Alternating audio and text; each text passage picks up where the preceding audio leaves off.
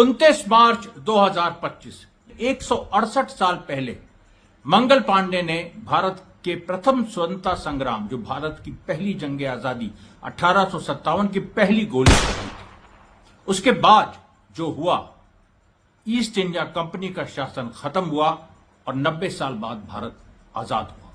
अभी देखिए, जो मेरी किताब 1857 पे जो निर्णायक मानी जाती है, एक इतिहासकार के रूप में जो मैंने 2007-2008 में लिखी थी, वॉर ऑफ सिविलाइजेशंस 1857 एडी, तो उस किताब में जो बात थी कि 1 करोड़ भारतीय मारे गए थे 1857 से 1867 के बीच, 10 साल ये युद्ध चला था। औरंगजेब ने एक्चुअली ईस्ट इंडिया कंपनी के खिलाफ जो सबसे पहली लड़ाई औरंगजेब ने ही लड़ी थी 1685 से 1690, जिसको चाइल्ड्स वॉर कहते हैं, और उसने ईस्ट इंडिया कंपनी को नेस्तनाबूद कर दिया था। उसको ये भनक लग गई थी कि इनका कहीं ना कहीं इंटेंशन भारत पर रूल करने का है। उसने नामो निशान मिटा दिया था, बंगाल से उनको भगा दिया था। फिर 1695 में एक और इंसिडेंट हुआ तो उनको बॉम्बे से भी भगा दिया और उनका सारा फरमान जो जहांगीर ने दिया था रद्द कर दिया। औरंगजेब जब तक जिंदा थे 1707 तक ईस्ट इंडिया कंपनी की हिम्मत नहीं हुई दोबारा आने की।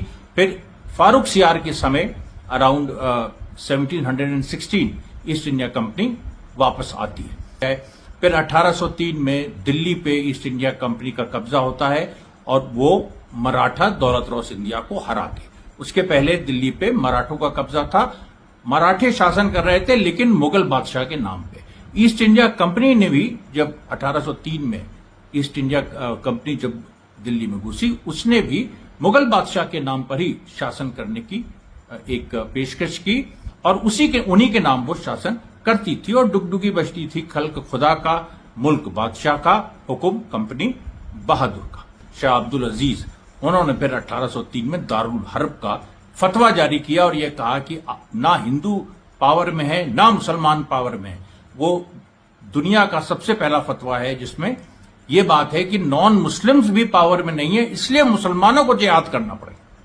तो ये देखिए, एक बहुत बड़ी बात थी। उन्होंने कहा ना मुस्लिम्स पावर में है ना हिंदू पावर में है, इसलिए मतलब हमारे जिम्मी, ना मुस्लिम पावर में ना हमारे जिम्मी पावर में। तो मतलब जिम्मी पावर में थे क्योंकि मराठा रूल कर रहे थे दिल्ली, तो तब तक उन्होंने दारुल हर्ब का फतवा नहीं दिया। जब अंग्रेज घुसे तब उन्होंने दारुल हर्ब का फतवा दिया और फिर ये लाजिम हो गया। फिर सैयद शहीद का आंदोलन चला, जो बालाकोट में शहीद हुए। बंगाल में दूतू मियाँ और तीतू मीर का आंदोलन चला, फराइजी आंदोलन और पूरा किसान आंदोलन था वो। इन सब के चलते होते होते जो Bengal East India company army है, उसमें भी अनरेस्ट जबरदस्त तरीके से डेवलप होता गया। जो 1856 में जब अंग्रेजों ने अवध लिया तो वो अनरेस्ट पूरा खुल के सामने आ गया, क्योंकि ज्यादातर सिपाही Bengal East India company army के अवध और बिहार के ब्राह्मण, राजपूत या जो आज के ओबीसी दलित हैं वो थे। वही सबसे ज्यादा थे, उसमें भी ब्राह्मणों की संख्या सबसे ज्यादा थी। अब मंगल पांडे का देखिए, 34th BNI के वो सोल्जर थे और उन्होंने 1850 के करीब अपनी रेजिमेंट ज्वाइन की। 1828 में उनकी पैदाइश मानी जाती है। उनकी पैदाइश असल में आज के अंबेडकर नगर में, जो अयोध्या का पार्ट होता था, पुराना फैजाबाद जिला, तो उसके वो थे सुरहरपुर गांव में, उनके ननिहाल में उनकी पैदाइश हुई थी। ददिहाल भी उनका बगल में एक दूसरा गांव था, अंबेडकर नगर जिले में ही जो है। तो मंगल पांडे का जो बचपन है वो पूरा इस माहौल में गुजरा जिसमें अवध इंडिपेंडेंट राज्य था। अवध को अंग्रेज नहीं निगल पाए थे, हालांकि अवध पे अंग्रेजों का इन्फ्लुएंस बहुत था, लेकिन अवध की नवाबी ने अपने को इंडिपेंडेंट रखा था। तो जो अवध के सिपाही थे जो बंगाल ईस्ट इंडिया कंपनी में जाते थे, वो अपने को भाड़े के सिपाही समझते थे कि भाई हम नौकरी करने जा रहे हैं और हम उसके बाद रिटायर होकर अपने स्वतंत्र देश अवध में लौटेंगे। इस तरह की मेंटालिटी थी। और ये जब अवध 1856 में एनेक्स हुआ तो ये पूरा उनको लगा कि अब तो हमारा देश ही चला गया, मुल्क ही चला गया। और उसके बाद उन्होंने पूरे हिंदुस्तान को यूनाइट करके फिर अवध के सिपाहियों ने, और उसमें बिहार के भी सिपाही थे, उन लोगों ने मिलकर लड़ाई लड़ी। और ऐतिहासिक लड़ाई है, दुनिया में ऐसी लड़ाई नहीं लड़ी गई है। 1 करोड़ लोग मारे गए, जैसा कि मैंने आपको बताया। तो मंगल पांडे के बारे में एक बात जान लीजिए। मंगल पांडे एक व्यक्ति हैं, कौन थे वो तो हम उस पर आएंगे ही। उन्होंने पहली गोली क्यों चलाई उस पर भी हम आएंगे, लेकिन उसके पहले आप ये समझ लीजिए कि एक तरह से जो 1857 में जो बंगाल ईस्ट इंडिया कंपनी का जो विद्रोह था, वो एक लंबा जो ट्रेडिशन नॉर्थ इंडिया में था मिलिट्री बाजार का, यानी जो मिलिट्री लेबर मार्केट था, उसका एक लंबा ट्रेडिशन था मुगल समय से। सबसे पहले बाबर और हुमायूं और अकबर की सेनाओं में जो पूर्विया सिपाही थे, यानी अवध से बिहार तक जो सिपाही थे, और वो भी ज्यादातर अपर कास्ट, लेकिन ओबीसीज भी उसमें, यादव, कुर्मी और दलित भी, तो उनका एक बड़ा हिस्सा मिलिट्री सर्विस करता था। अंग्रेज भी 1857 के पहले मानते थे कि जो मुगल सेना में जो सिपाही थे ज्यादातर, यानी अवध और बिहार के, वही मार्शल रेसेस हैं, और उसमें सभी 6 फीट के ऊंचे होते थे। मेरा खुद का परिवार उसमें था, कात्यायन गोत्री जो ब्राह्मण हैं, गंज मुरादाबाद उन्नाव के, उनका एक वो बहुत बड़ा कैशमेंट एरिया था, और वहां से लेके बक्सर तो पूरा एक बेल्ट था, यानी उन्नाव से लेके बक्सर, जिसमें सभी कानिको, सरयू पारी ब्राह्मण सब उसमें सेना में शामिल होते थे। राजपूत भी होते थे, ओबीसी भी होते थे, दलित भी होते थे। तो देखिए अब यहां पर क्या है कि जो मुगल समय से लेके और जो 1857 तक एक लंबा इतिहास आप देखिए तो 300 साढ़े 300 साल का है, जब ये इस एरिया के सोल्जर्स एक तरह से भारत को कंट्रोल करते थे, क्योंकि सोल्जर्स हैं तो उन्हीं के माध्यम से जो शासक है वो कंट्रोल करते थे, वो अलग बात है। लेकिन उन्होंने ये देखा कि अब ईस्ट इंडिया कंपनी का शासन, अभी ये बहादुर शाह जफर के नाम पे रूल कर रहे हैं, कल ये अंग्रेजों के नाम पे रूल करेंगे, बहादुर शाह जफर को हटा देंगे जैसे वाजिद अली शाह को हटाया।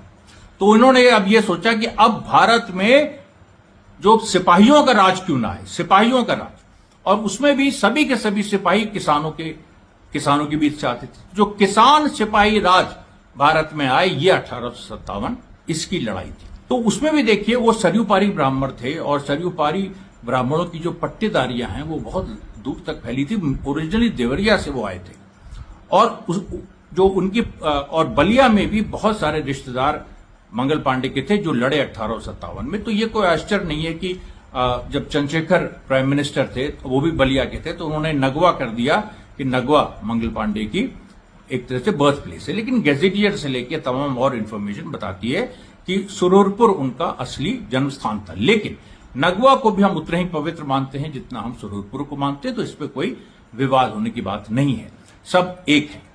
अब यहां पर देखिए जो बात आती है कि मंगल पांडे और एक ब्राह्मण, जिसपे अंग्रेजों को यह था कि ब्राह्मण जो होते हैं वो, उनमें वफादारी तो होती है लेकिन वो बहुत दिमाग से चलते हैं और सत्ता के साथ रहते हैं। लेकिन वो ब्राह्मणों के दूसरे पहलू को नहीं जानते थे कि ब्राह्मण सत्ता के साथ तो रहते हैं, लेकिन जब सत्ता न्याय करना बंद कर देती है तो ब्राह्मण विद्रोह भी कर देता है, और इसकी हिस्ट्री रही है। यानी जो एक जो ब्राह्मणों की इमेज है कि भाई उन्होंने सत्ता चलाई है, लेकिन उनकी दूसरी इमेज भी है कि उन्होंने सत्ता पलटी है, और ये आज से नहीं है, चाणक्य के समय से। क्योंकि चाणक्य तो बेसिकली बागी थे ना, नंद वंश के खिलाफ विद्रोह किया था उन्होंने, और उन्होंने चंद्रगुप्त मौर्य को सत्ता में बैठा दिया था। और उसके बाद भी देखिए पुष्यमित्र शुंग, वो भी तो बागी थे ना, उन्होंने मौर्य वंश को खत्म किया। उसके बाद इसी तरीके से ब्राह्मणों का गुप्त साम्राज्य में उसके बाद भी रोल इसी तरह का था कि उन्होंने बहुत सारे जो बगावतें हैं, जो न्याय की लड़ाई हैं, उनको उन्होंने लीड किया।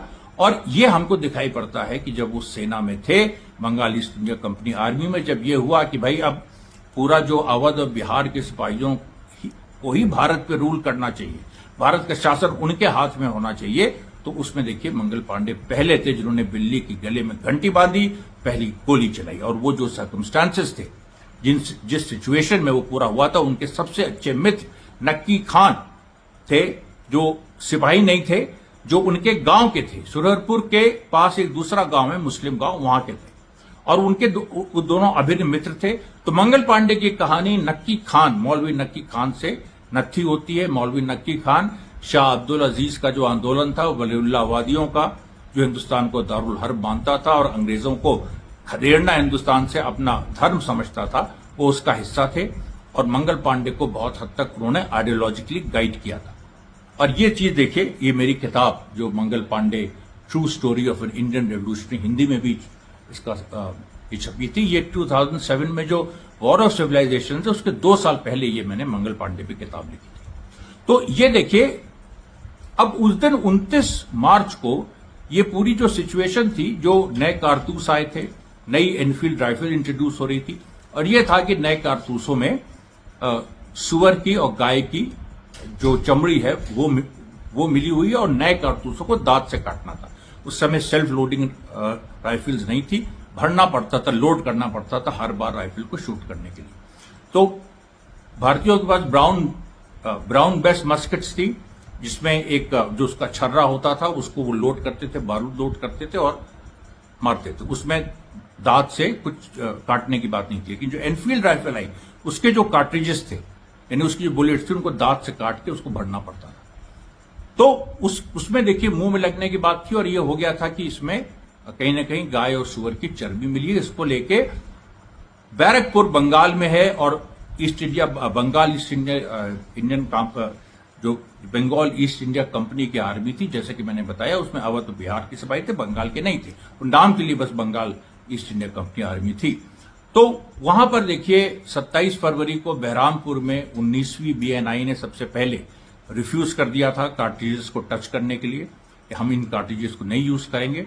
उसके बाद जब बहरामपुर की 19 BNI बैरकपुर आने वाली थी, उसका डिसआर्ममेंट होना था, और यहां पर जो 34th BNI थी मंगल पांडे की रेजिमेंट, उसके अंदर भी बड़ी रेस्टलेसनेस थी, और उसने भी एक तरह से विद्रोह की स्थिति थी, और जिसको मंगल पांडे ने इनिशिएट किया। उनके साथ बाकी जो सोल्जर्स थे 34th BNI की, उनको सपोर्ट किया, लेकिन उनके साथ उन्होंने विद्रोह नहीं किया। वो बाद में जाके जब 6 मई को 34th BNI डिसबैंड हुई, फिर 10 मई को दिल्ली में दूसरी रेजिमेंट्स ने मंगल पांडे के खिलाफ जो नाइंसाफी हुई थी और उनको जिस तरह से फांसी दी गई थी, उसके खिलाफ उन लोगों ने विद्रोह का बिगुल फूटा। बहादुर शाह जफर ने नेतृत्व किया, और फिर एक उसकी कहानी हम पूरे साल आपको बताएंगे। अब देखिए, अब उस दिन क्या हुआ 29 मार्च को मंगल पांडे अपने मस्केट को जो उनकी ब्राउन बेस मस्केट है उसको लोड करके वो सामने आए। उन्होंने सामने आके ललकारा, और उस ललकार में 2 ब्रिटिश ऑफिसर्स, लेफ्टिनेंट ह्यूसन और सार्जेंट मेजर बॉ, ये दोनों सामने आए। ह्यूसन को उन्होंने गोली मारी, और उसके बाद उन्होंने, जब तक वो अपनी राइफल लोड करते, ह्यूसन के घोड़े में गोली लगी, ह्यूसन गिरा, और उसके बाद बॉ आया।